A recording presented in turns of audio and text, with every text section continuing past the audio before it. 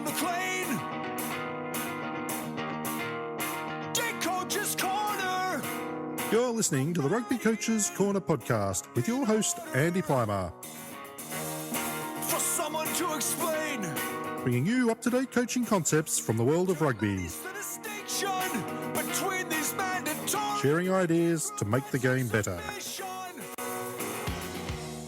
Welcome to episode number 5 of the Rugby Coaches Corner podcast. I'm joined today by Gavin Hickie. Gavin's the head coach of Dartmouth Rugby in New Hampshire, USA, and is also the current Collegiate All-Americans head coach as well.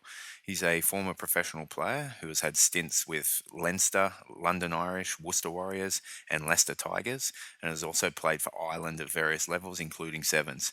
He's the co-creator of the website lineoutcoach.com and is also an author for the very first time with his new book titled Rugby Revealed. We're currently completing our World Rugby Level 3 course together, and it's great to have him on the show. So welcome, Gavin. Thanks a lot, Andy. It's great to have a chat with you today. Perfect. So what's your backstory? What if you trace your back, say, 10 years from Dartmouth, where you currently are now? What led you to there? It's been an interesting journey. You know, you never know where you're going to end up, but I couldn't be happier now the way things have gone. But when I was, I don't know how old I was about 27. I was kind of, in my prime almost. I was certainly getting there in terms of professional rugby player. And I had a bad old injury with Leicester Tigers against Jason Robinson, actually trying to tackle him. I'm not the first to miss a tackle against him. No, sure, there's plenty in that queue. But so I injured my shoulder pretty badly. I was out for about a year. And then just when I was coming back, I hadn't played much rugby for Leicester, and I was looking for opportunities to get some game time and then to get back over to Leicester. And I had an opportunity to come to the States to play for Belmont Shore. I had a good friend in Worcester, Mike McDonald, who's the most capped Eagle of all time. And Mike kind of set me up with some contacts in California. And I went over for 3 months, and here I am 7 years later, still here. Great. So how did you end up as the head coach at Dartmouth? How did that happen? Well, in 2012, I was back coaching with Belmont Shore, both the high school and the men's team, and I had an opportunity to present on line-out throwing at the National USA Rugby National Development Summit in Atlanta. And it was there that I bumped into, first time I'd ever met Alex Magleby, the current USA Rugby High Performance Manager. Yep. And Mags kind of introduced himself there, and we had a bit of a chat, and I didn't think much of it. In the same year, then I was fortunate enough to be involved. Coach Scott Lawrence was the head coach of the USA U20s, and he asked me to get on board as a forwards coach. And we had a Junior World Trophy tournament in Salt Lake City that year. We hosted it. We won, which was fantastic. And it was during that tournament that I got a phone call from Alex Magleby to ask if I'd be interested in coming over to Dartmouth and taking over as head coach, because he was called up to be the USA Sevens head coach. All right. Oh, that's great. And for anyone who doesn't or hasn't seen Dartmouth Rugby, I've never been to the ground, but just Google image Dartmouth Rugby clubhouse, and just the setting is mind-blowing. It's got to be one of the most beautiful club university grounds going around. Well, we'll have to get you down here at some stage. Yeah, for sure. But I say that to all the players. I've been very fortunate in my rugby career to play in some fantastic stadiums and grounds around the world. But I've never, as a player, been able to play on Dartmouth's Brophy pitch. And it is a unique pitch. It's an amazing setting, and particularly in the fall, coming up this time of year, where the leaves start changing and all the trees around it. It's a dramatic setting, and it's a very, very cool place to call our home pitch. Yeah, it's stunning.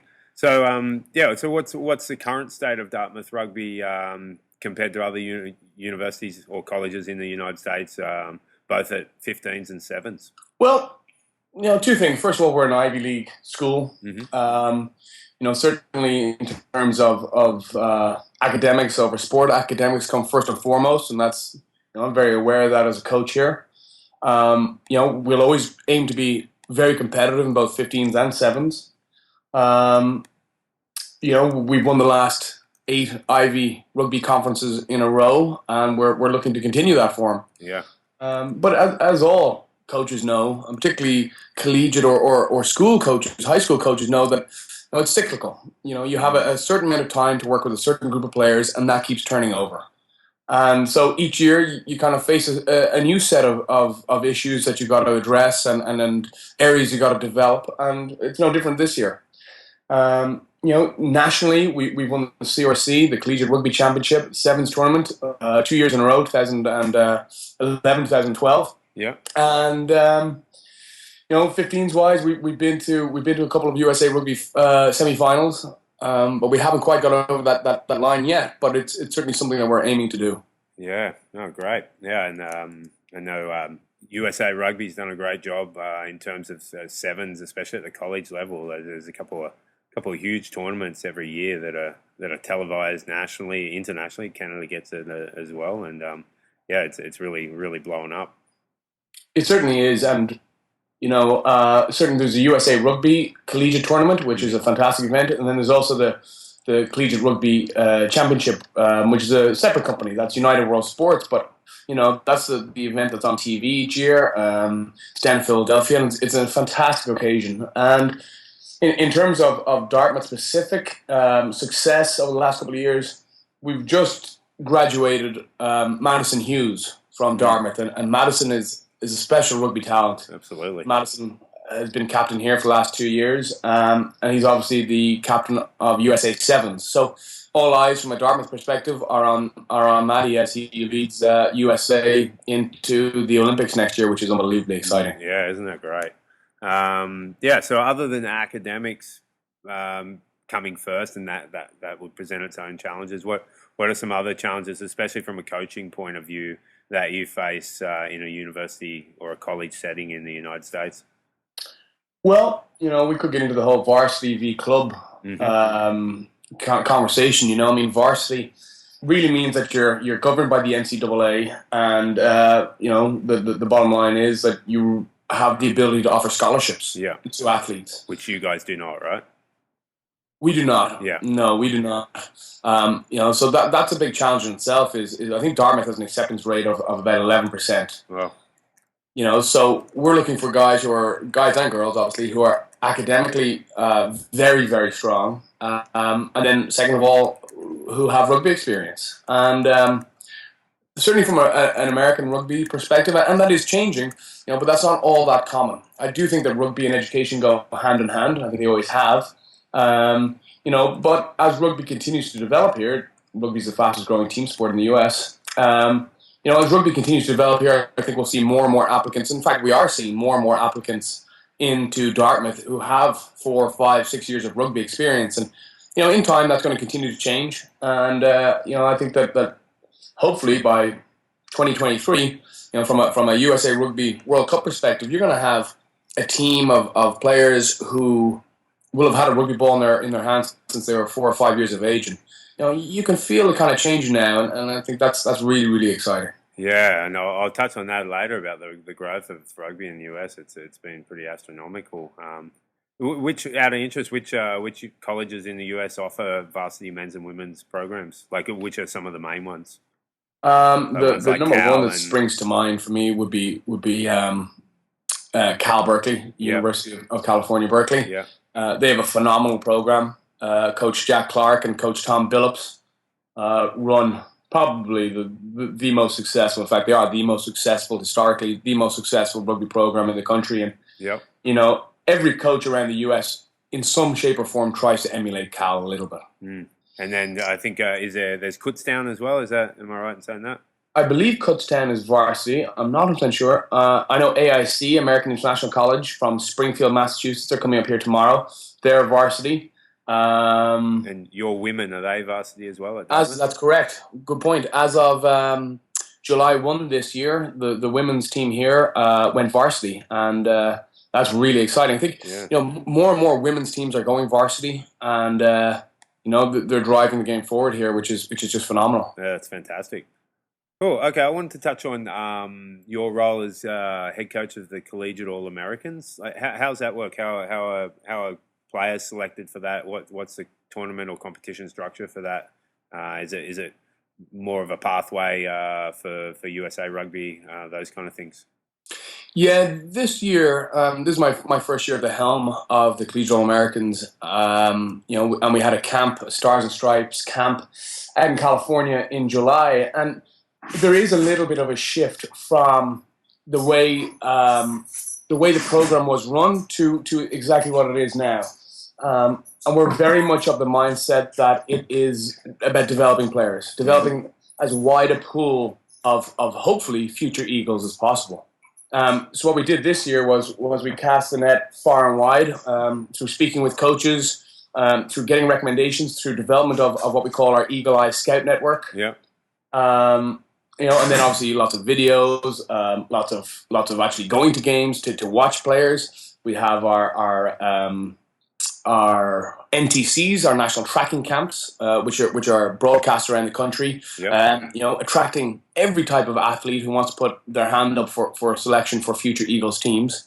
It's just about building this whole process at the moment, and it's going very well. And I said we had 65 athletes out in California this year, and it was a very intense week of training, of 2-day sessions. We had a great coaching staff with us. We had great players with us. And in the end, it culminated in a Stars and Stripes game, which is a little bit like a trial game at home. Then the real work starts. Then we've identified these players, and now working with their respective collegiate coaches, we have to develop a pathway for each individual player and how they're going to get to be an Eagle. So every player was given video feedback. Every player and his coach was given, written feedback and an assessment of their performance and a little bit of a pathway. And now, the work starts in terms of monitoring these athletes over the next 12 months with the hope of getting together again in a camp next year, and also with the hope then of touring next year with the Collegiate All-Americans. So the pathway is being defined as we speak almost. And, I just keep saying it. It's such an exciting time to be a young rugby player in this country. Yeah, and that just sounds like a massive undertaking too, especially when you take into account the geography, the amount of travel and distance and those kind of things. So, yeah, there's huge potential, but also no doubt huge challenges.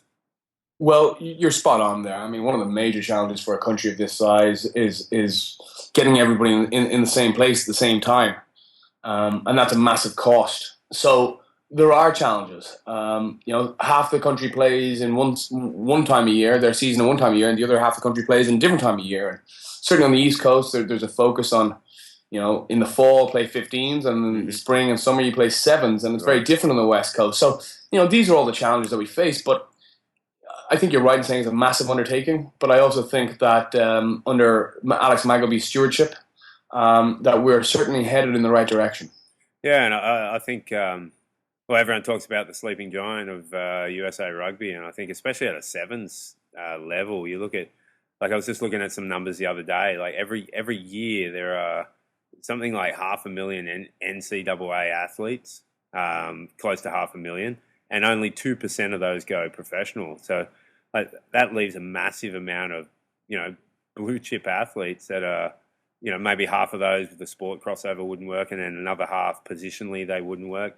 But still, you're talking of tens, if not 100,000 athletes there that, could cross over kind of similar to Carlin Isles. That must be so exciting. Oh, it certainly is. And you pointed out Carlin Isles. I mean, what an amazing story. You've got a guy who's on the cusp of making, the Olympic 100-meter team, but he's not quite there. He's just not quite quick enough compared to the unbelievable speed of the top guys. For a lot of people, then you think that the Olympic dream is dead, and yet Carlin reached out to USA Rugby CEO Nigel Melville and kind of explained a few things to him from his perspective. And we've watched Carlin, the whole world's watched Carlin Isles develop over the last few years into a phenomenal 7s player who's going to go to the Olympics. I mean, there's no greater success story. There's no greater way of selling the game to all these amazing athletes in the US. And this is America's competitive advantage, is we have all these athletes who have different skill sets that they picked up in their own discipline sports, and we want them all. The biggest challenge right now, the number one step, is making sure that all these athletes are aware that American rugby is going to be an Olympic sport. It's going to be in the Olympics next year, and we'll just keep chipping away and hopefully keep attracting guys like Carlin Isles and Perry Baker and all these guys. Yeah, absolutely. And the success that the USA had in the last tournament of the World Rugby Circuit, more success like that will get people listening for sure. Oh, absolutely. I think this is only tip of the iceberg. This is a fantastic coaching staff in place with the Sevens. There's great infrastructure. The culture seems to be spot on. From knowing Madison Hughes, they're led really, really well by Madison. So hopefully, fingers crossed, genuinely, the hope is that we can medal next year. Yeah, no, I think it's a definite possibility. And like you touched on before, there's been a huge amount of growth in USA Rugby over the last few years. And you talked about Nigel Melville, the CEO. I know one of his first main things when he took over the job was to introduce rookie rugby, and that now after 5-6 years is really starting to pay dividends, no doubt. Well, it is. For any developing rugby nation, I think the key challenge is to get as young players as possible exposed to the sport and to get a rugby ball in their hands. And I think USA Rugby have done a good job of that. I think that in time, when Nigel Melville eventually moves on, I think that his legacy will be the growth of the game in the young community. Rookie Rugby will claim to have had over 1 million young guys and girls playing rugby, exposed to rugby for the first time. Now, if you start generating, or certainly if you start exposing rugby to that many people at that age, we've got to be onto a winner. Yeah, absolutely. Yeah, you could create a culture of rugby within a country that's not a rugby playing country with that many in its population. There's going to be success long term, you'd think. You think so? And I always refer to this, and I'm not. It's not lost on me where rugby came from. As we know, rugby came from William Webb Ellis playing a game of soccer, picking up the soccer ball and running down and placing it over the goal line. As he should have. Yeah, exactly. That was the way it's supposed to be, right? Yeah. I think it's really important that Americans understand where football came from. American football came from. Now, the story is that the Harvard rugby stadium or the American football stadium was built, and they accidentally built it a little bit too narrowly. Right. So instead of trying to take the danger away from the game, they started allowing forward passes. Right. And that's where football came from. So we know that football came from rugby. The similarities are there. They say that Dr. James Naismith, who was credited for developing basketball, that the basketball was a sport that Dr. Naismith developed to keep his rugby players fresh during the cold winter months. Yeah. So there's so much of rugby history in the United States that we don't appreciate. And, I'd love to play on that. I mean, the last time rugby was in the Olympics was 1924, and USA are the current champions. Yeah. So there's so much history that if we can get this message out, I think people are going to flock to this game. Yeah, absolutely. Well, that probably brings me to the next question about crossover athletes, especially the sevens. The crossover is much easier for sevens than for 15s. What in your experience are you seeing? Who are the better crossover athletes that you're seeing? What sports are they coming from? Well, it's my front row hat on here. I'm a massive fan of wrestlers coming to rugby. Certainly for front row, understanding how to leverage your body to gain dominance over your opponent in close quarters. I think that's phenomenal. So wrestlers really, really, really do carry over very well.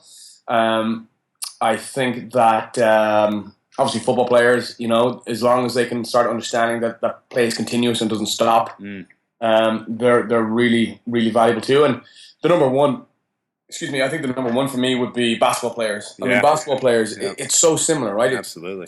It's decision-making, non-stop decision-making, and continuous. So it really is very, very similar. Yeah, there's definite similarities with the use of space and defense and attack. Yeah, no, I agree with you. And vast majority of American sports, if not them all, no matter what exact sport guys have been playing from a young age, the skills are pretty much there. You've been catching a ball over your head or throwing a ball since you're young, and all those skills are transferable. So, for anybody who's looking for a competitive game, for an amazing team environment, and to develop some of the best friends that you'll ever have, rugby's a sport. Yeah, absolutely. Yeah. And just one last question, then we'll get on to your coaching specifically. What about the disparity there? There seems to be a bit of a gap between the USA Sevens team and the 15s team with results. What do you kind of put that down to? And are you seeing that gap's going to be closing in the future? Well, it has to, right? Yes, I do. Having said that, sevens is a very different beast to 15s. 15s is technically a very tough game, and it's the technical detail for each position and how that all kind of merges into the benefit of the team. This is the area, the nuances of the game. This is where we need to continue developing, and we're getting better from a 15s perspective. But that's going to take time. That's going to take a generation or two generations of young players being exposed to 15s from a very, very early age. And while that's starting now and it's been that way for a couple of years, it's going to take time for that to filter through. Yeah, for sure. From a sevens perspective, sevens is easier to watch for fans who aren't used to rugby. It's very, very quick. There's a lot of space and it's a lot less technical. So, not taking away from sevens at all. It's just that there's still a lot more work to be done on the technical side of things from a 15s perspective. Yeah, and future of a potential professional league in the US or a combined one with Canada. Any thoughts? Well, at some stage, I think it has to happen, right? I mean, there's been talk about it for a long time. The big issue is sustainability, financial sustainability, right? But it'll come, and I think it's going to be a very easy sell for foreigners. I mean, you tell some players playing in England or in France or in Australia or New Zealand that there's a professional league in USA, and you're going to be paid to play rugby over here. I think you'll see a huge number of players wanting to come here. Yeah. But it's not about that, right? I mean, we will have to have some foreigners in to help the game a little bit, but it's about developing our own rugby players. Yeah, absolutely. But at the same time, producing a really good quality product, for want of a better word there. Absolutely. As I said, it's got to be financially sustainable. So World Cup kicks off today. Hopefully by the next World Cup, there'll be a professional league here. Yeah, that would be amazing. Certainly would. Yeah, so on to your coaching. What are some of the strategies you put in place at Dartmouth? You've got large amount of numbers, but no doubt there's quite a difference in skill levels. What are some of the strategies you put into place there so that everyone can kind of move towards a common goal? Well, I think that first and foremost, we train very seriously here. So we're a club sport at Dartmouth, but we have a varsity mindset. We have access to the varsity weight room on campus, which is amazing, by the way. Again, photos from Google Images. It is phenomenal, to be honest. We have our wonderful Corey Ford Rugby Clubhouse here with battle and brophy pitches. So first, and then added to that, we train 5 days a week.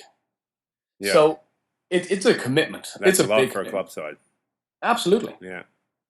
So it's a big commitment. So if guys are willing to commit that amount of time and effort to be here every day, then first and foremost, they got to enjoy it. Yeah. So in order to enjoy it, I think you have to completely understand the laws of the game and understand the big picture. So a lot of the work here goes into that. Goes into trying to get guys to watch as much rugby as possible, to have a rugby ball in their hands as often as possible, just to understand the feel of the ball. It's always about skill development, and then it's about really, the most important part of it is going out there and having fun with your friends. Yeah, that's what the emphasis is on here. Yeah, for sure. It's providing the student athlete with an amazing experience. Yeah, absolutely. So if someone was to watch a session coached by you, what are some of the things they'd hear and see that would be regular features in your coaching?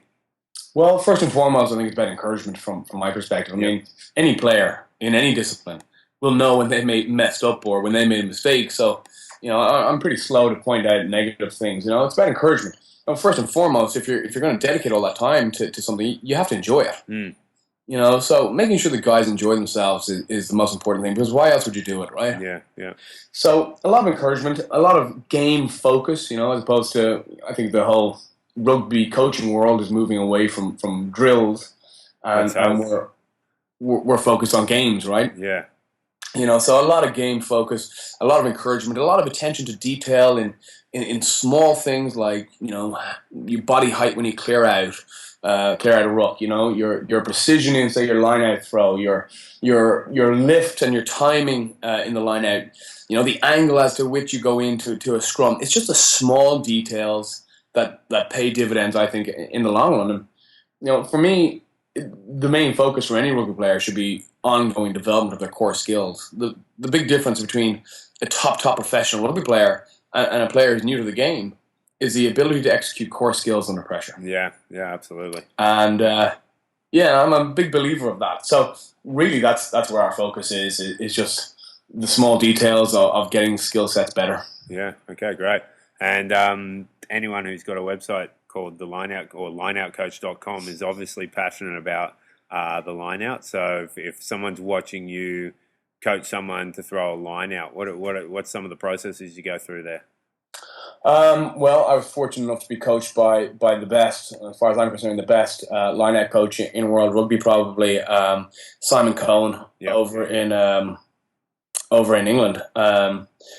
And I have a checklist that Simon and myself developed, and that stood me in good stead as a player. And I've worked very closely with a number of players who bought into it and who've excelled. I know Zach Finolio. I worked very closely for a number of years with Zach on his line-out throwing, and I'm delighted to see that Zach Finolio now in his first ever World Cup is starting for USA on great. Sunday. So I know this works. So my checklist for any hooker, and it's funny, right? If a line-out doesn't go accordingly, it's always the hooker's fault. Yeah. Always, right? Yeah. Even though there's so many different components Absolutely. to it in terms of making sure that the call is right, and then the speed of the foot race to wherever the jump's going to be. The jump's got to be right. The lift has got to be on the money, and it's all got to come together. Then the throw's got to be right. But from a throwing perspective, as I said, there's a checklist, and I always start from the ground up. Hooker gets to the mark, gets himself composed, one big deep breath, and then gets ready to go. And for me, it's about having your feet square, Yep. Which makes sure that your hips are square, which means that the ball won't fade or draw, a little bit like a golf swing. Yep. So feet are square, knees are bent and relaxed, hips are square, and then you're working your way up. Your hands are on the ball. It's really important that your fingers are spread out throughout as much surface of the ball as possible. Yep. For right-handed people, your right hand is at the back of the ball. Yep. Your left hand's towards the front. That's your power hand and your guide hand. Yep. The ball goes behind your head. You make sure that the nose of the ball is straight, so that when it's released out of your hands, the ball is going to go straight, as opposed to obviously the nose pointing in a left or right direction. Mm-hmm. Your head is up off your chest. All things in rugby, if you look down, you're going down. Yeah. So head up, elbows in nice and tight, which will help produce a spin. And then it's all about power and strength coming from the core. And then the most important part, I think, is probably making sure that you don't drop your hands after the throw, that you point your target, exaggerate that, and hopefully admire your beautiful throw. Yeah, absolutely. And don't worry about the peel play that you're meant to be running off the rest of the line out. That's a great point, a really good point. And I always try to say first job first for everything. Mm-hmm. Because players tend to think about, if you're a hooker, you're throwing a line out in, and you're worried about the next play, you're not going to get the throw right. Yeah. So that's a really, really good point, and something that we emphasize here. It's just first job first. Yeah, absolutely. Cool. Who do you think are some of the best line-out throwers going around right now? Oh, that's a good question. The best line-out throwers at the moment. Well, I think Kevin Mialamu is probably one of the most consistent. Mm-hmm. He has been for a very long time. Yep. Who else do I rate very highly? I think Rory Best of Ireland, I think, is phenomenal. Yep. And he's obviously not going to the World Cup for a number of issues, but Dylan Hartley. Yeah. in England is potentially probably the most accurate line-out thrower. And Yeah. a former teammate of mine, Tom Yep. Youngs, who's going to be starting for England in this World Cup. Okay, great. I'll be rooting for him to hit the money every time. Yeah, that's fantastic. Okay, so onto a couple of little side projects that you do. The website lineoutcoach.com. What's your goals with that website? Oh, it's just about trying and give people an insight into the rugby world. Myself and my writing partner, Ailey Donaldson, we focus on articles and on stories that may not be mainstream, but we have a little bit of an inside connection to the rugby world, and we just try to give stories and articles and coaching tidbits, that we think people will find useful. And I started line out coaching in 2011, and to see the reader numbers into what it is now and to what it's transformed into, and to the opportunities it's afforded both of us, has been a fantastic ride. That's great. Yeah, fantastic. And that probably led you into you're now an author. That's you're going to be stoked about that. You can go around telling people in fancy coffee shops that you've written a book and all that. You've written the book. You co-authored the book Rugby Revealed. What was the purpose of writing that book, and how's it been so far, and what was the experience like? Well, the experience, hand on heart, it was a pretty tough experience, to be honest, but it was a hugely rewarding experience. And certainly from a coaching perspective, I learned more putting that book together, and from talking to other players and coaches, than I could ever have imagined. That's so right. from that perspective, it was unbelievably valuable. With an eye on the developing rugby nations like USA, like Canada, I wanted all these young players to understand that there's a whole rugby world out there. Yeah. We get so focused on our own team and our own teammates and our own conference that we don't see past that. And it's important that people understand that there's a big world of rugby out there, and it can be the most rewarding. And I think I'm testing to that. Rugby's rewarded me so well. Rugby can be the most rewarding sport in the world. So it's about trying to get young players, particularly, or coaches, or developing coaches, to understand what it takes to get to where these guys have got to. Yeah. Rugby is still in its relative infancy in terms of professional sport, 20 years this year. And the book, it focuses on the first generation of fully professional players and coaches, guys who have got the sport to where it is today. And these guys are giving their insight to the next generation of players as to how to get where they are and hopefully surpass them. The focus is on each position. What is each position? What are the skills needed to perform in each position? How do you perform them? And how does that help the team? That's from the player's perspective. The coaches saying, the areas that they really work on with their players, how they develop themselves as coaches, and their main priorities as coaches of teams. So it's really one generation of champions trying to inspire the next generation, and it's been unbelievably well received so far. It's really, really exciting, and the hope is that this becomes a little bit of a rugby Bible. I don't think there's any other sport in the world where you'd be able to get 100 players and coaches all contributing together for free, I might add, to try to help the next generation of players. Yeah, isn't that fantastic? Just that last point, that just defines rugby. That people just the willingness to give back and to see it as like a collective group, not a bunch of elite individuals. Well, that's it, and that is what separates rugby now. Time will tell. That's always been the great thing about rugby, but I think, and I hesitate to say it, but I think that rugby is going to change out of sight after this World Cup. I'm really proud of this book. Myself and Ailey both are. It was a joy to put together. The names we have in there are among the best in the world. But I don't know if you're going to have access to players like we had for this book ever again, because I think that after this World Cup, I think that the game's going to jump into this next level of professionalism. That's why I hope that we kind of caught this book at the right time, at the right moment in rugby, and it'll hopefully stand the test of time. Well, yeah, I hope you're wrong there. Like I hope every rugby player's got to come through a rugby club, and I think that's important that the clubs keep instilling those traditions of rugby, and hopefully the money doesn't change the game like it has in other sports. But it's like if I've put it on my Christmas list. Hopefully I'll get it early. Where can people buy it if they're looking to buy it? The book is called Rugby Revealed, and it is available on Amazon. In fact, it's the number one bestseller rugby books at the moment on Amazon, which is very, very exciting. Yeah. And certainly, if anybody's down in Hanover way, I know that it's in the Hanover bookstore down the road, and it's selling pretty well there too. So you can get it online, or hopefully, I know it's in Barnes and Noble and a few other bookshops. Hopefully, it'll start becoming readily available everywhere. Oh, that's great. All right. Well, we always finish the show with a couple of questions about rugby players and rugby coaches. When you were a kid, who were your favourite rugby players? As an aspiring hooker, as a hooker who I think broke the mold a little bit in terms of his overall game plan, I always looked up, and obviously being Irish, I always looked up to Keith Wood. Yeah, I thought, and I still do. Even as a back, I noticed him.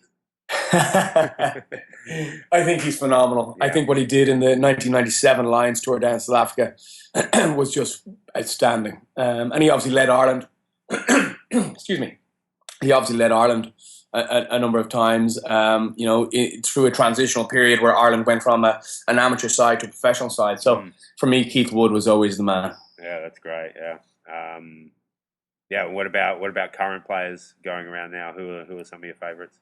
Well, I'm not just saying this because of your nationality, but my favourite player. I've watched the Super 15 tournament very closely this year. Mm-hmm. I think one player stood out more than anybody, and he's been out for over a year. But I think David Pocock has got to be the best player in the world by a long shot right now. I think the guy is absolutely phenomenal. Yeah, he's unreal, eh?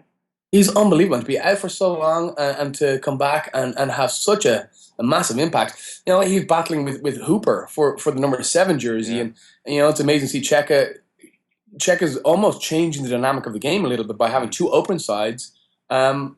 Which I think is going to prove devastatingly effective for Australia. Yeah. So David Pocock, for me, to see a guy coming back from a long-term injury and have the impact that he has this season, I think he's phenomenal. Yeah, no, he's right up there. Eh? It's just amazing to watch him.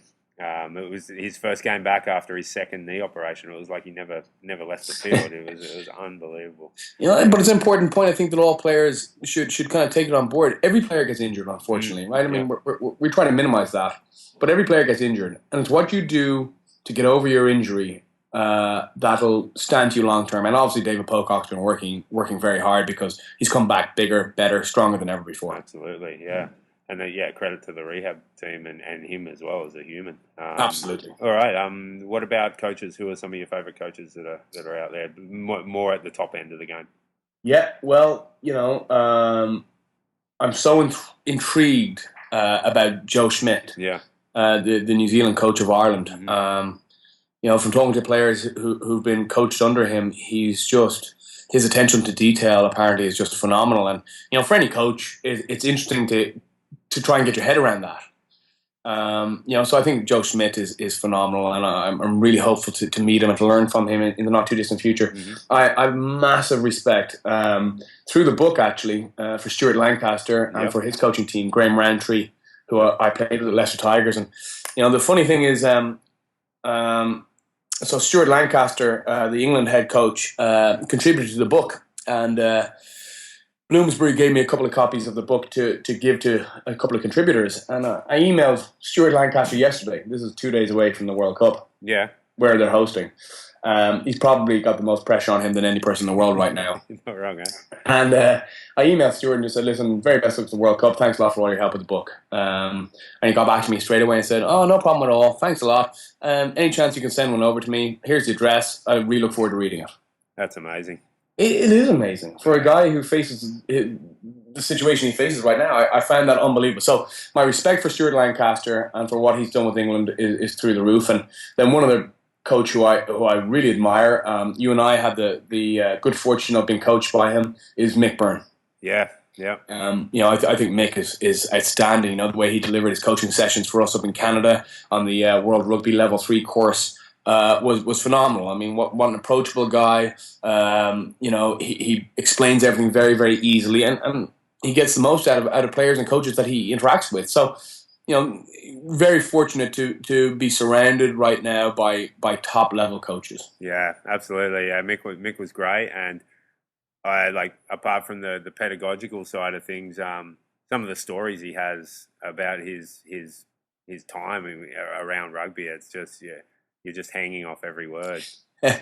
Certainly are. I mean, some of the stories about his own playing days, but then some of the stories about some of the players he coached. I mean, he can certainly tell a good story. Yeah, absolutely. All right. Well, then, last question. Then, who are some coaches in your community that are just kind of head down, bum up, working away in the trenches, doing a great job? Well, I'm in an extremely fortunate position here at Dartmouth to have USA Rugby Director of Performance sitting right beside me, in Alex Magleby. Yeah. Mags is a Dartmouth alum. He's a former 15s and 7s player. He's a former 7s, USA 7s head coach. Collegiate All-Americans, everything. He's done it all. And, for me to be able to resource that on a daily basis and just talk about the game with him and get his knowledge, it's invaluable for me. Yeah, that and obviously very close to home here at Dartmouth, but we have a young New Zealand coach here. His name is James Willocks. Yep. James has a strength and conditioning background. He came over to Dartmouth. His first year was my first year here in 2012. He came over just for a year to do an internship with the rugby team, and we've managed to hold on to him ever since. And James was with the Collegiate All-Americans during the summer. Yep. James is going to be a top head coach in the not too distant future. Oh, that's great. Good stuff. Awesome. Okay, well, I can't let you go without getting a World Cup prediction. Who do you think's going to take the whole thing out, or who's going any surprises in there? It's so tough to call, and it's amazing. I don't ever remember being this excited about a World Cup before. Yeah, it's crazy. It's unbelievable. Yeah. So the game kicks off in less than an hour. Yeah. Who's going to win the World Cup? A year ago I would have said England. Yeah. Without a doubt, at home. They're starting to show form again. I do hope England go very well.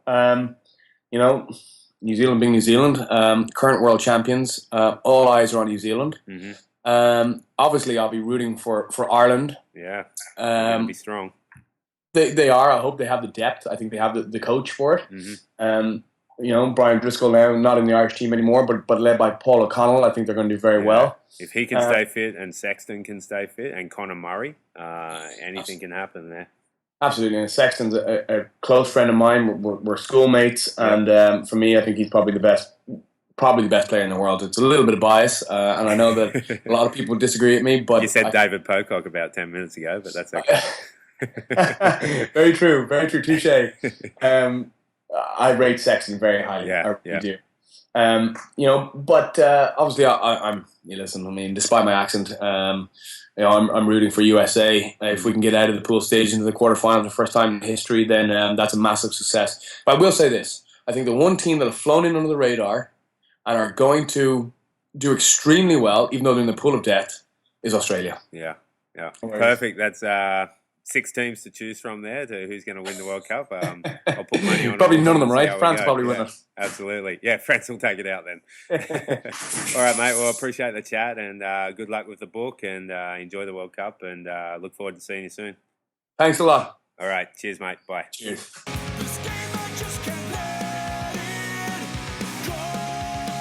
Thanks for listening to the Rugby Coaches Corner podcast.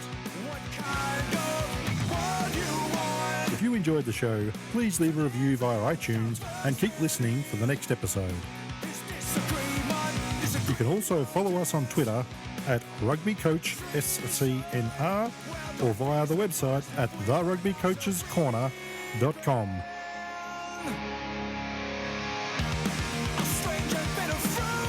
Until next time, keep sharing ideas to make the game better.